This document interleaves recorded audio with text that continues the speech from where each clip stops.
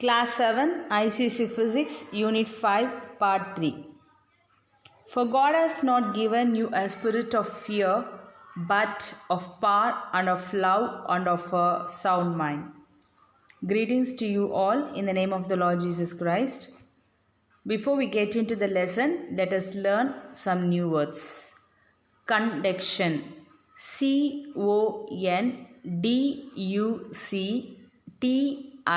CONDUCTION. Conduction. Radiation. RADIATION.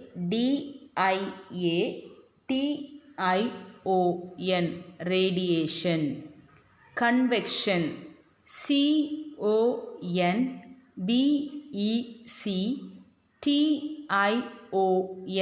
Convection. Transmission. TRANSMISSION.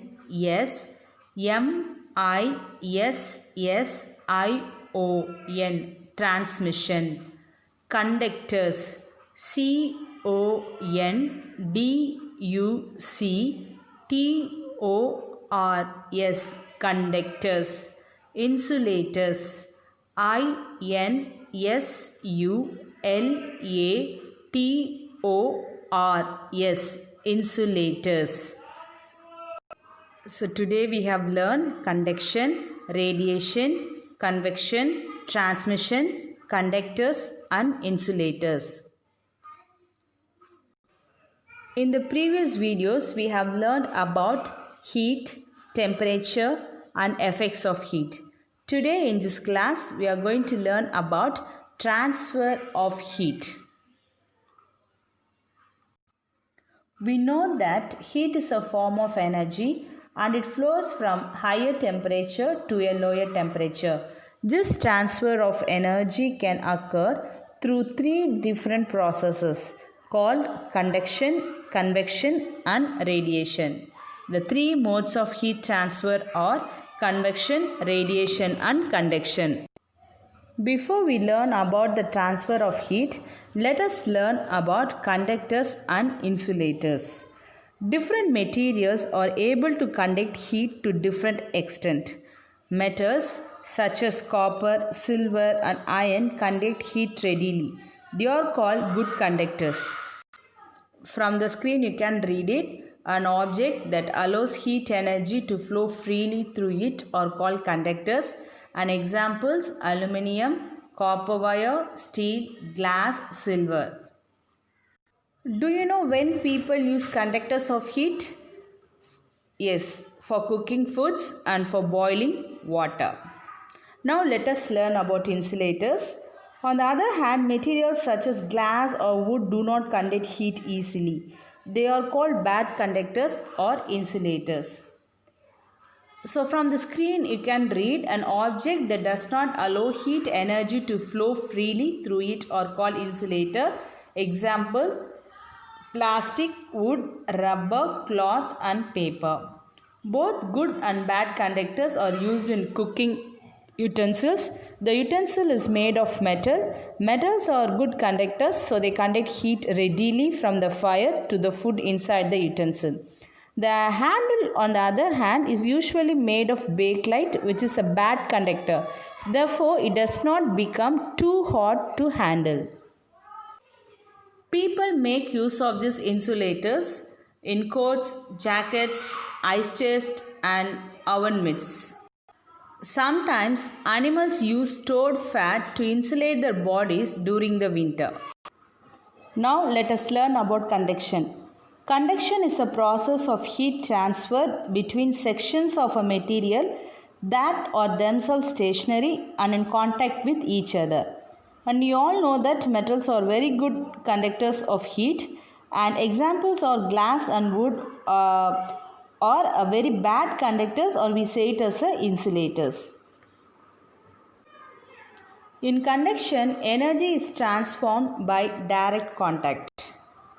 Next, we learn about convection. Convection is a process of heat transfer in which sections of a fluid move up and down due to changes in density with temperature. So here heat transfer in fluids occurs almost entirely by convection, and land and sea breezes or convection currents. Now let us learn what is land and sea breeze. Do you know that convection plays a central role, a main part in setting up winds? When some region gets heated, the air over it becomes lighter and moves up. So cold air from the neighboring region, from a nearby region, move in to take its place so that it causes winds. In coastal areas, when the land and the sea absorb heat from the sun during the day, first the land gets heats up than the sea. The air above the land becomes hot and moves up, and cooler air from over the sea moves in to take its place. So this is called a sea breeze. But at night time, during night time, the air above the land cools faster than the air above the sea, and air moves out from over the land towards the sea. So this is called a land breeze, and these breezes keep the climate moderate in coastal areas. From the picture you can see here, cool air, that is cool breeze, comes from the sea to the land during the daytime, and at the same time during the night, here cool air from the land goes into the sea. Now let us learn about the radiation. The region between the sun and the earth's atmosphere is a vacuum. Vacuum means there will be no air or anything, where neither conduction nor convection is not possible. In a vacuum place, conduction and convection is not possible. This is because both this convection and conduction need a material medium. It needs something to pass the current. Heat energy travels from the sun through space by radiation. So radiation is the transfer of heat through vacuum. So the word radiation is also used to mean the energy that is transferred this way. So radiant energy or radiation travels along straight lines. You know that light travels in the same manner, and you will be learning about this light and the radiation have the same nature in the upcoming classes.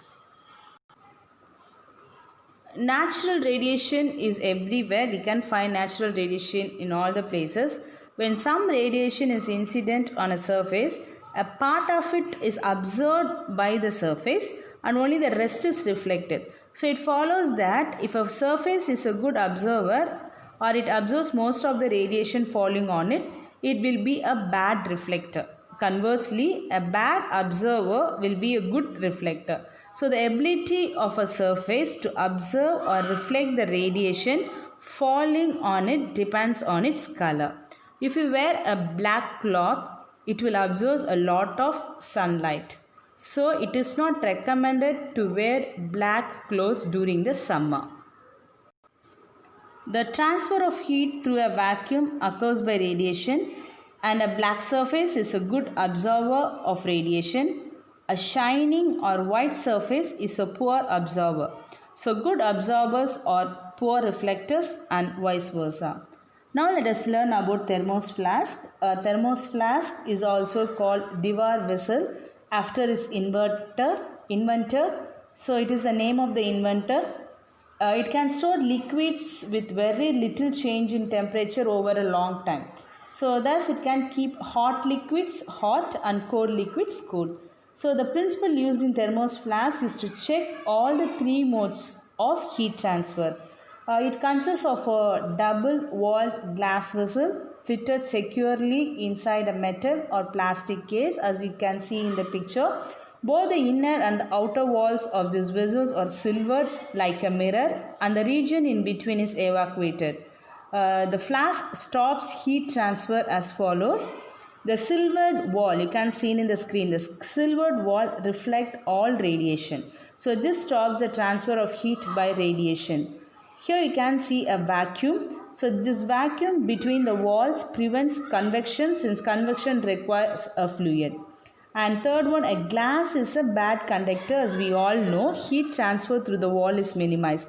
So also the vessel has a cork stopper and rubber supports at the top and the bottom. Both cork and rubber are bad conductors. This is a way a thermos flask help us to keep the hot liquids hot and the cold liquid cool. So in this class we have learned about three types of transfer of heat, three modes of transfer of heat: conduction, convection and radiation. And also we learned about conductors and insulators, and at last we learned about thermos flask. So here we learned about heat, temperature, effects of heat and the three modes of transfer of heat. Thank you.